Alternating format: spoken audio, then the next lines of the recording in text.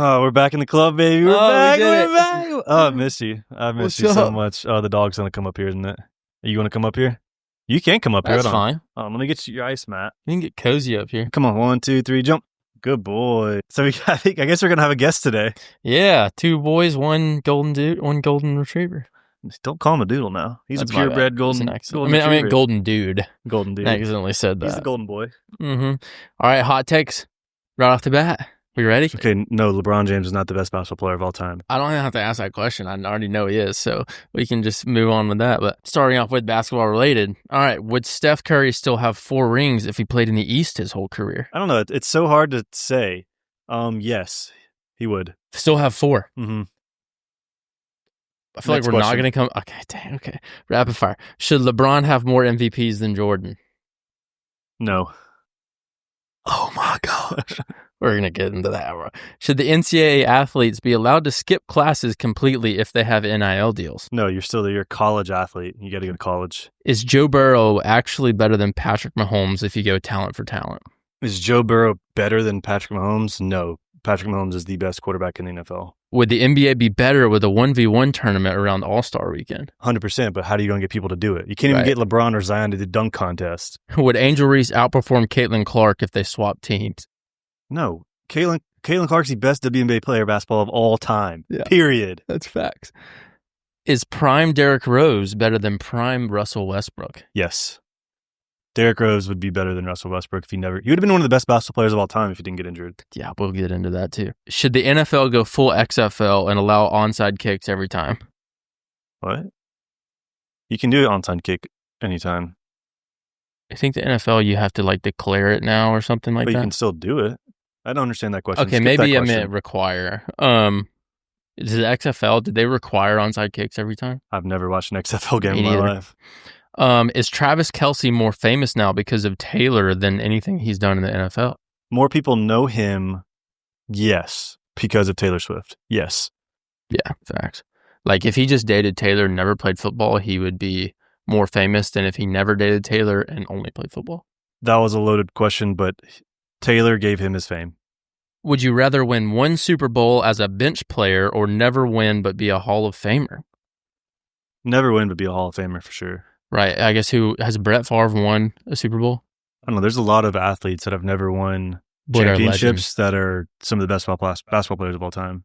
Basketball? Any sport, any athlete. Yeah. You don't have to win a Super Bowl to be the best of the best. Facts. And you make more money that way too. Well. All right. Is nostalgia ruining the NBA? The idea of holding on to the past, what used to be in the 90s, thinking the past is always better than the present? I think it's a whole different game from the old school Jerry West, Larry Bird eras. I don't think it's definitely not holding it back, but I think people say it's a different game and they just they compare the two, but there's 2 separate sports in my opinion. From Larry Bird, Magic Johnson era to now is a whole different game of basketball. Yeah. So I don't think that's holding the NBA back, no. Is social media more harmful than helpful to celebrities now?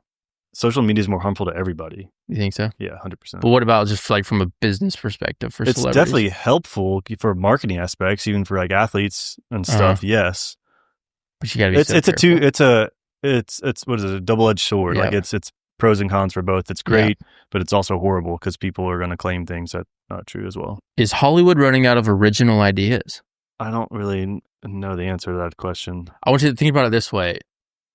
In Hollywood, it's way safer for a production company to remake an old movie they know is going to do well. Oh, basically saying... they're not coming up with new ideas. They're just remaking old things or continuing series. Yeah, like Twisters and all this other... They're just remaking old shows. Yeah. So you think they're running out of ideas? I have no issue with it. I don't think they're running out of ideas, but I think they're saying, I can do this movie better again. Really? And it's going to get just the amount of same views or somewhat close to it. Okay, we can talk about that too. Are award shows, Grammys, Rigged, Emmys, yes. Are award shows officially irrelevant in 2025? I don't think as much, no. I think now with social media, it's more rigged and it's all political. I don't think people care about it as much. Right, so they're kind of becoming irrelevant. Okay, so yes. Is fame more of a liability than a flex now? That's the thing is, what do you declare as famous? Do you declare like Dave Portnoy or like Josh Richards famous? I have no hate to either one of those guys, but so many people are now like TikTok famous, social media famous. What is actually famous nowadays? That is true. Like, what level of fame is Grant Horvat famous? And that's interesting because in one world he super famous, but in like pop culture now, you know? Yeah, so it depends on what realm you're talking about. What actually is famous nowadays? When you used to think about famous back in the day, back in my day, back when I was a kid, young whippersnapper. We're 29. Dude, I'm so young. I think back before social media, it was Clint Eastwood and big time actors. Those are famous people. Those are celebrities. Now it's oversaturated market. Everybody's famous technically. Honestly, yeah, and because and everyone can look at their like follower count and feel good about themselves, and it's like half of the people that are famous are also like in social media world are botted. It's botted views, botted followers. Dude, maybe we should get some bots. I know. And also like streamers. Do you think video game streamers should be cheating? Half of your favorite streamers are using walls or using some type of hack. Really? Yeah.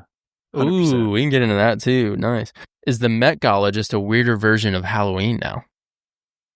I think it comes back to the freaking famous thing of what can I wear and get the most clicks and likes on that's people are going to talk about on a podcast. Like we are the next week. Got us. So yeah, it's become more of a dress up. Like be weird, stand out. It's just a red carpet event that who can get the most likes and looks from. People really show up naked. Oh, sorry, buddy. Sorry. That's crazy. Is brand loyalty dead with influencer culture now? Yes. Whoever has the biggest bag usually gets it. And if it's from jumping ship to jumping ship, it is. I'll add a bonus in there with that. Would you take less money for your favorite brand? Yeah, I would always be more brand loyal to the people that I want to work with. So let's say if my favorite brand offered me a 10-year deal, but it was half the money, or I got a 10 times the amount of deal for a one-time deal, that's more than I would make in that lifetime, like long-term brand, I'm still picking my loyal brand that I'd want to work with. Really? 100%. Okay, cool. I like that. Would you rather be known for life and be controversial, or would you rather be completely forgettable? I think it depends on. That's a good question. I know it's not a yes or no question. I think there's a lot of you can unpack there. It's like, what am I being controversial for? Yeah, it's like, I don't know what the relevance with that. Not relevance. I don't know what what's the right word I'm looking for?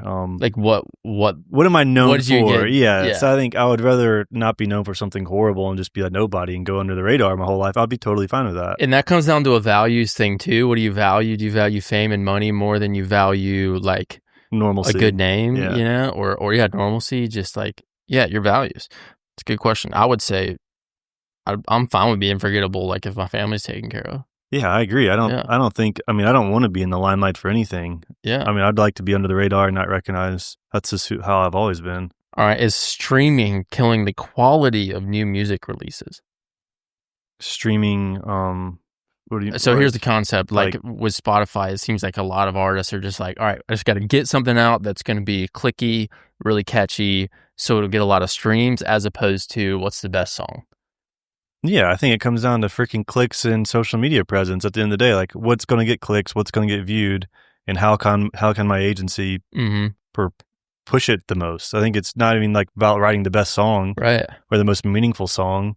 It's what's going to get viewed and make me the most money. I think that's kind of what all the world is turned to is content too. Is what's going to make me the most money and how many eyes are going to be on it. And that's how a lot of people are evaluated too now. Yeah. It's like that's what those contracts are. It's not about let's make the best song or make the best podcast. It's what can I say that's going to be the most controversial, that'll get the most clicks and the most views. So yeah, it's hurting the quality for sure. And can be in media. Yeah. Yeah. Facts. Is cancel culture just another form of marketing now? So like someone says, look, as long as I'm getting canceled. Yeah. It's like, oh yeah, views are views. If it's good or bad, you're still getting your name out there, which I get both sides of it. But I don't want to be like, oh, I'm the guy out here that's being canceled every single week for something stupid. Yeah. Facts. Like, I think some people are like some that. People do some that. people just be clickbait culture, which it works for a lot of people. And they don't care. Like, I get my bag and I just go home and I turn my phone off and it's fine. But like, yeah. Yeah, cool. There's some good questions in there. So what do we want to jump into some of these first? Yeah, there's a lot. Yeah, so we said, Okay, so number one, Steph, 4 rings if he played in the East his whole career. You said he would. Yeah. So this is where I would push back on that a little bit.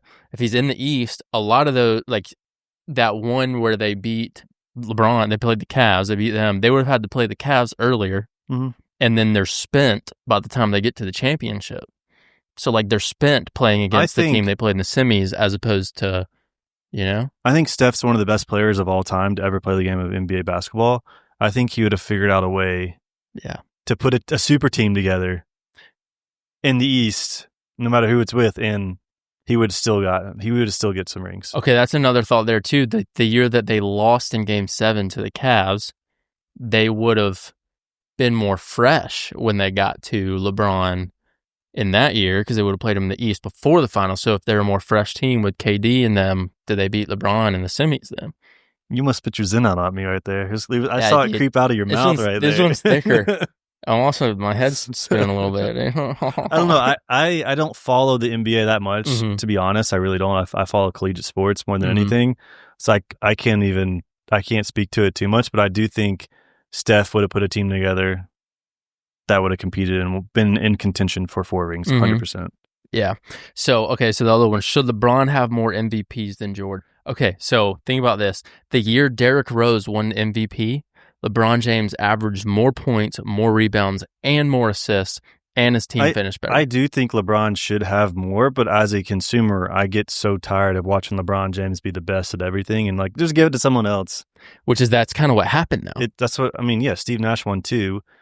However, I'm not going to get into that conversation. He did deserve it. He was at the 50, 40, 90 club and led the league in assists for both years. So he did deserve it over Kobe and Shaq either way. But I do think there's been multiple years where, yes, LeBron was the most dominant player. He should probably have 6 or 7 MVPs.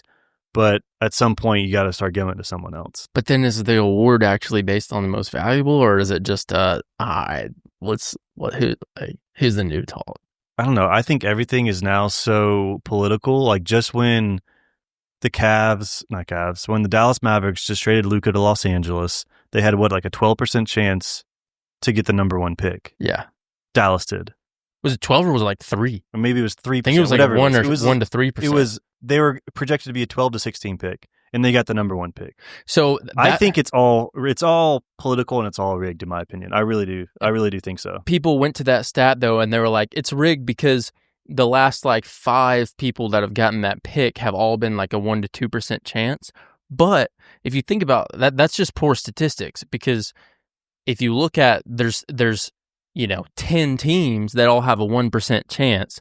So it's a 10% chance that someone with a 1% chance is going to get picked, right? So somebody with a 1% chance might get picked. It is, but it's a lower percentage. There's only been one other occurrence that's ever happened that they've gotten that number 1 pick for being that low or something like that. I swear it was something. Anyways, back to my question or my statement of, I have a hard time believing anything that's not already set up or rigged. What if LeBron said, actually, no, don't give it to me this year? What if he's saying that behind closed doors? We just don't know. We don't know. There's just so much that could possibly get rigged. And why wouldn't they if they're, at the end of the day, it's a business. Their goal is to make money. Yeah. Yeah, that's true.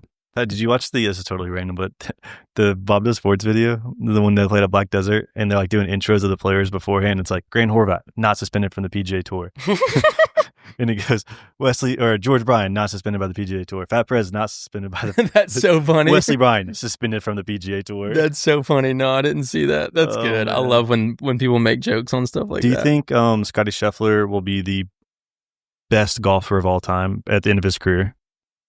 No. Tiger still be the number 1? I think it'll still be Tiger. Because it's what he's been doing right now. If he were to continue doing what he's doing, then yes. But Tiger's the only one to have ever continued that. Will there ever be a golfer as good and successful as Tiger Woods to ever play the game of golf?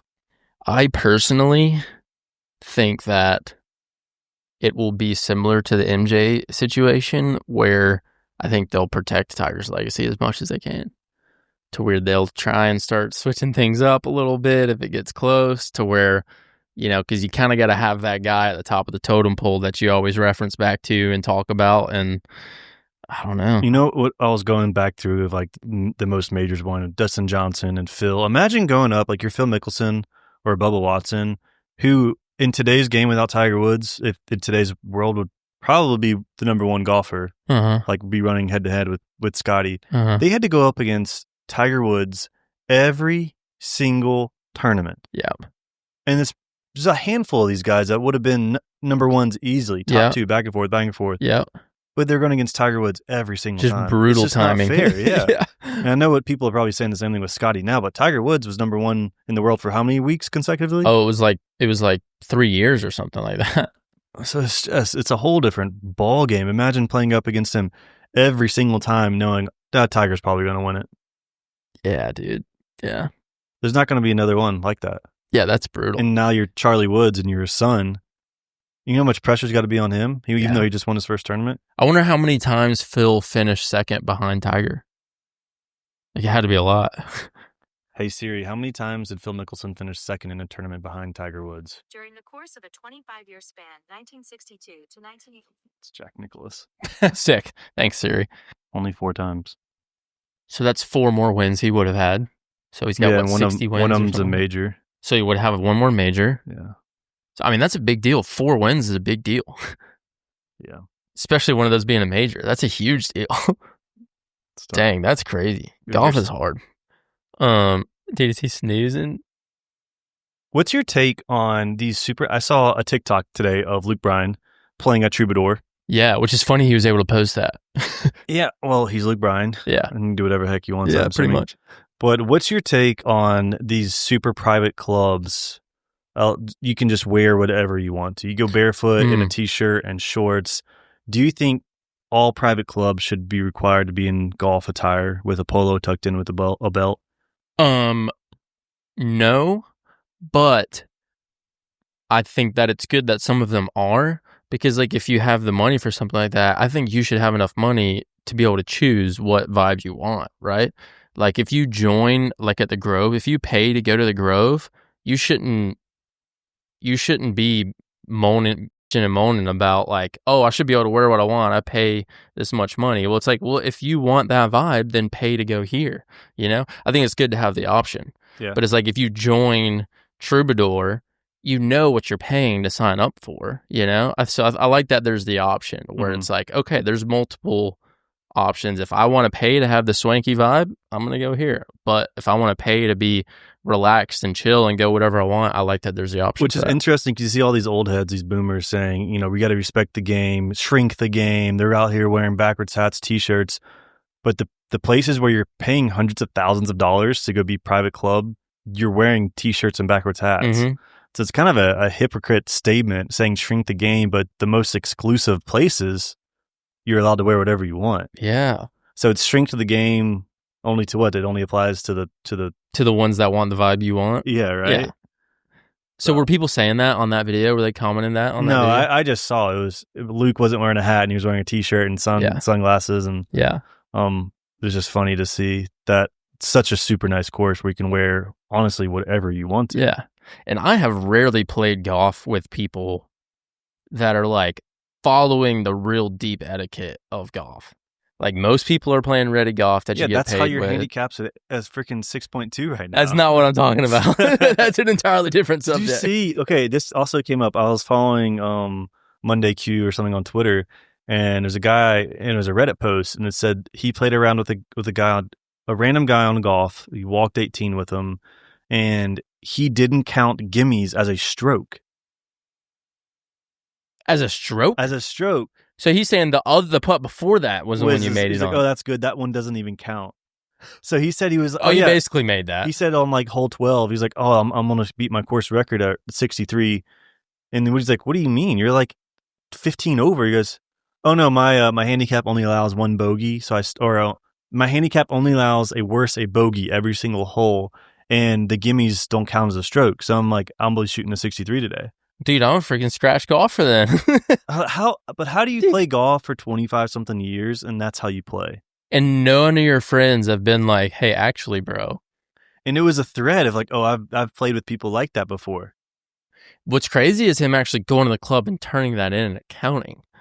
and them saying, yeah, that's the course record. Or maybe there's just like a little asterisk, oh, friggin', Jimmy's over here doing it again. Yeah, you have the course leaderboard and the Jimmy course leaderboard. Dude, that's bonkers. How would you be like, oh, yep, it's inside. They said the best part was it was anything inside your putter length. It was good, but he was using a broomstick putter. That's crazy. And he was using the whole length of it. Bro, broomstick putters are a cheat code in those scrambles, man. Do you think broomstick putters should be outlawed? My instinct is no, but I would like to see the stats on people using them, how much better they actually are. You know how broomstick putters the anchoring is illegal. Uh-huh. So if I was anchoring my broomstick putter out there playing with my buddies, like you and 3 other guys, would you allow me to anchor my putter? If it's just buddies playing? Yeah. But if it's for money, like if you're playing, would you be like, hey man, no, you can't be anchoring your putter? Yeah, I would say no.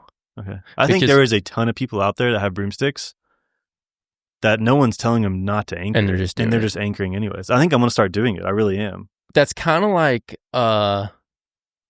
playing pickup basketball, where sometimes if you're playing pickup, people will be like, okay, out of bounds is if it hits the wall. Yeah. It's not if you step on the line. But like no one's being okay with travel and pickup ball. Speaking of traveling and pickup ball, just traveling in general, this whole gather step thing, I cannot stand. It's 3 steps. It's a travel. This whole new gather step rule isn't that new? Off. It's 5 years or so. It has to be. No, the gather step in the NBA has got to be like 2000. It's got to be like 20 years old. Yeah. No way. Yeah, I'm pretty sure. But it's trickled down to college and high school, and they want to use the gather step, and it's travel. High school, it's crazy. I mean, if you watch it in slow motion, it makes sense. I don't know, dude. What are you talking about? It would feel weird to me because like every league I played in, the gather step was not a thing, so it would feel weird. See, look at this. 1, so he's stepping with the ball in his hands. 1, 2, 3. That's a travel. Oh, see that's a gather, but that not. Should be called a travel. It's not though. It's called a gather step half the time in the NBA. Anytime LeBron does that or Amon, that is a travel, but they're calling it a gather step. That one is so bang. It's so close that it would be. You'd have to pretty much review something like that every time. So I understand that getting called either way. Yeah, no, that's tough. So we actually are kind of both right on this one. So they started officiating it that way, where the gather step was okay in 2009, and they adjusted the interpretation of the rules. But then in 2019, they further implemented it. Like they typed it wrong. They typed it differently in the thing to where they're clarified it. Yeah. They started officiating that way really in 2009, 2008, but then they alternate recently though. That's when it's been going rampant. Is everybody uses the gather step. Luka uses it every single time he touches the basketball. And I think they probably because of James Harden, they had to specify it a little bit more because he kept doing that weird step back thing. Also, what they need to implement in every single high school basketball game is a shot clock. Have you seen? I thought that was a thing. I know it wasn't when we were playing because there would be teams that would be 4 corners. Yeah, and they just go 4 corners, and the end of the game is 6-4. Yeah, we did that again. There was a team that we would play every year, Athens Christian, and they always, recruited players and had just insanely good players, and that was our only hope. We were a bunch of short little white guys, so we ran 4 corners against them. I think at halftime it was 7-12. I can't imagine going to a game and everybody just stands in the corner and holds the basketball. So boring. It's not basketball. Yeah. What's the point of playing? It makes me so mad when I watch high school guys and they do that. That and they not what is it called? Not jelly pick. What's when you cherry pick? Cherry pick. I cannot stand that. That's what freaking LaMelo did when he was in high school too. They just stand on the other side of the court and throw it down. Yeah, they're we know our guys are tall and long enough to we can zone up and prevent someone from scoring and just have a guy getting a bucket. Yeah, that's tough.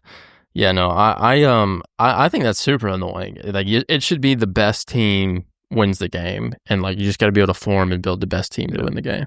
Yeah, no, I totally agree. But for us, we just worked with the rules that we got, I guess we should talk about where we're at right now. We haven't done that yet. Yeah. So we're sitting in the new Divot Dudes headquarters. We're turning the headquarters right now. This is our current makeshift podcast situation. Yeah, so this is our first one that we're not sitting in my office chairs. Yeah. Which I know that looked like a super nice podcast studio, but it was also actually taking up my my other guest room that we had no bed in. That's nice. Y'all get to use that now. We get to use the room. I know. I'm pumped for it. But no, this will be, you'll be seeing a lot more videos of golf stuff and non-golf stuff in this room. On this side is a full Carl's Place garage golf simulator. Yeah. It's massive. Super cool. So it's going to be like a little hangoff spot. This has air conditioning. This is a garage. Like, this is a 3-car garage. How tall is that ceiling? 20 feet? 20 feet, yeah. It's awesome, So dude. it's massive. You could even have a little basketball go in here and shoot some free throws. Oh, we should throw one up over there. That'd be fun. So I think we're going to try to turn this into like a little mini warehouse until we can get like Bob Does Sports just purchases warehouse. Which is sweet to see. It's awesome. You'll see a lot more videos coming here from the podcast, some live streams, so some like fun games you'll see in short form content as well. So a lot more stuff coming from this place. It's gonna be sweet. We're not in Nashville, so I guess we can technically say, we always say we're from Nashville, but this place is not in Nashville. Yeah, we're 40 minutes south of Nashville, College Grove. It's in the Grove subdivision. So Adam's member out there. Hopefully we'll get some videos out there and stuff. And it's just a super, super nice spot where they had the live tournament this past year. But yeah, dude, this space is sweet. I guess we'll show them some clips in here of like the area. But yeah, I think what we're doing first, we're going to get some friends out here and get some challenges going and see who's got the best drive of the friend group, probably. Yeah, I think we're going to do some prizes for them. I think there's a mixture of handicaps. There's some ones in the 20s to ones that are 10s, 5s. So they'll mixture of everybody, and whoever's going to come out on top is going to win some stuff. Mm-hmm. Yeah, absolutely. This is something I want to talk about because this comes up in our comments a lot when we're talking about giveaways. Dude, so many of our comments now, because we've given away some big prizes, like obviously, we like being known as like the giveaway guys on YouTube. I think that's cool, like hooking up random golfers and stuff. But then what's annoying is when we'll give away $100 or $50 or something like that, and the comments will be like, "Oh, $50, guys, why are y'all being so cheap?" When it's like, people, like, I know, I see that as well. It's like, oh, cool, we gave them away 2 waggle hats. I'm like, okay, those are $35 hats each, but also we think I don't think they realize that we don't have Grant Horvat money. We're not making millions of dollars. We have some really great sponsors that allow us to give away some cool items. Yeah. But also, if like just transparency, like for a week for us to go film like the ones we did in Arizona, Connor and I have to buy our flights out there. We have to fly our cameramans out there. We have to pay our cameramen to be out there filming every single video and running the drone. So it costs thousands of dollars for us to do these like filming weeks. Yeah, every filming week's like $3,000 to $6,000. Yeah, and that's out of our pocket. And like we just started like really making money from this, and it's like we're not sitting here like cash rolling off of this, but we're every time we give something up, unless a brand is like donated it, we're just paying for that out of pocket. Yeah, we pay all the like the prize gauntlet items or everything that we pay for. We spend over $1,000 for the PlayStation, the gaming chair, the TV. Yeah, like it's coming. I mean, we're hoping we reinvest in the video. Hopefully, the video makes that money back, if not more. But sometimes it doesn't. And sometimes we'll lose money on the video, but it's like people see this video, it's like, oh, it's got 1 million views, these guys are making crazy money, but it's like, it's really not like that. We got a lot of people that we pay, and our goal is to be generous with this stuff. We enjoy giving away. Every other YouTuber is not giving away the type of stuff we give away, but for us to go out there and give away like $50 for someone that's just hitting on the range, in my mind, if I was that person, I'm like, dude, like I have a hard time swiping a card to go play $50 at a round myself, so it's like our goal is to be generous. It is weird when people are like, oh, y'all are being cheap. It's like, dude, like we're really just trying to bless some people. honestly, yeah, I mean, pay $50, it buys you dozen balls, 2 dozen balls, depends on what you use. But I don't know, I understand when they see, like, even on the range when we're like, okay, we just gave out a driver and a putter, and then the next thing we're giving away is something that's less of that value, and they're like, oh man, I really wanted to get the driver. Like, you're giving away now something that's worth $35, but we just can't always be giving away $300 items, or we'll go broke. Like, that's expensive because that video might not make any money, dude. It's tough, So we are treating it like a business, but we do, want to be generous with what we have and are trying to be. Like, I would say, based on what we'll make over the next few months, what we end up paying ourselves is like a very reasonable salary, based on how much we're giving out, I think. But yeah, that was just something that I'm always seeing that. It's like, you don't want to be the guy that's like in the comments being like, I swear we're doing this and that and the other, like I don't think that's a good look. But like, our goal, first of all, is to be generous with this, and being the giveaway guys on YouTube is awesome. Like, I love that idea of people seeing us and they get excited because like, oh, I might get the chance to win something, but like, we don't have $1 million just to dish out to people like Mr. Beast. Also, speaking of Mr. Beast, did you see he had to borrow money from his mom for their wedding because he didn't have that much liquid cash to use? Really? I don't know. Maybe he just did that. Like you said, this could just be a marketing tactic for him just to get more content. But I found that very interesting how he just couldn't have $50,000 cash or whatever it would. Dude, I hope that in 20 years, Mr. Beast isn't that case study on like he was pulling in this much cash and now it's all gone. You like, think you're going to get to a point where he gets so tired of doing content, he just sells?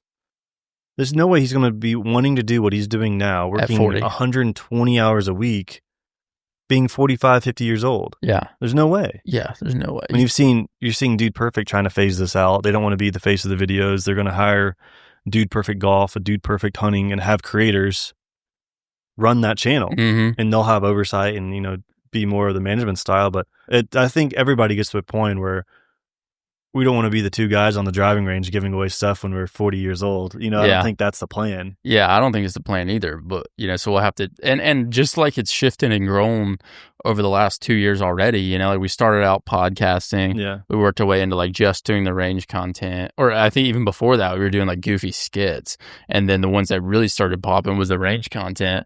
And then now we've worked into like actual more golf, and then now we've got some more cool ideas that aren't just us approaching people and doing random challenges, so like just like that shifted. Who knows what it'll shift into over the next 10 years, so I think he's always just evolving and adapting to what's working. Yeah, totally. But that's one thing that's interesting. You talking about Dude Perfect bringing in other people to do these new channels and stuff. That's something that's so hard to start a new platform. Obviously, as soon as Dude Perfect starts a golf channel, they're going to have, 100,000 subscribers. Mm-hmm. But the thing is, like, those 100,000 people are probably more so connecting with the dudes as opposed to the concepts of the videos, So it's going to be hard to have new people come in that are not their personality because it takes time to develop. What if they train them to be like them and, like, this is how we're, like, you're going to do 6 months of training and, like, this is how we think what's going to work and we need you to act like would they bring in actors like that, or they bring in maybe some creators that say, all right, you'll get 10% of Dude Perfect, like me and you, and they said we want y'all to run the Dude Perfect golf channel, and we already have 500,000 followers across all platforms. People would follow that and watch that. What's hard with that too, though, and this is what happens with Barstool Sports so often, is like Barstool Sports has the money to prop these people up. Their podcasts start really taking off, and then they realize, oh, wait, people aren't following me for Barstool anymore. They're following me for me. I'll get way more money if I do this on my own. Yeah. Like, that's what kind of starts happening Alex in this Cooper, world. Busting with the Boys. Yeah. Which I get. So then when does it get to a point where you use it for a platform to get famous and you do your own thing, but Barstool's just going to be like any type of brand like that's going to be a revolving door. Yeah. People just using them to get started, then we ditch out unless Dave puts in some sort of monetary stipulation. If he gets X amount of money, or like they own the IP, who owns the IP, who's getting what, because he has to keep building up brands over and over and over. That's exhausting. Yeah, it really is. And I mean, is that okay though? Like for Dude Perfect, then is the way to prevent that, you just bring new people in a rotation. I will every say, 6 months. If you think about Mr. Beast though, like he kept bringing different friends, and like he just brought in Mac, who was in a couple of the videos that did really, really well. I think they treat it like that. They bring in a couple of video guys to do different videos, see which ones do well, and then they bring those guys on board full time to run it. And I guess kind of the catch there is like you kind of have to find people that really they're fine with just being the guy that shows up, shoots the video, and leaves. As opposed to like Mr. Beast couldn't bring in another Mr. Beast to be a secondary personality, because if someone's his personality, they're getting hungry to have their own thing, But I don't know. Yeah, that's an interesting conversation, because it's tough for those brands to always have people coming in, blowing up, dipping. Thanks for hanging out, guys. We'll catch y'all later.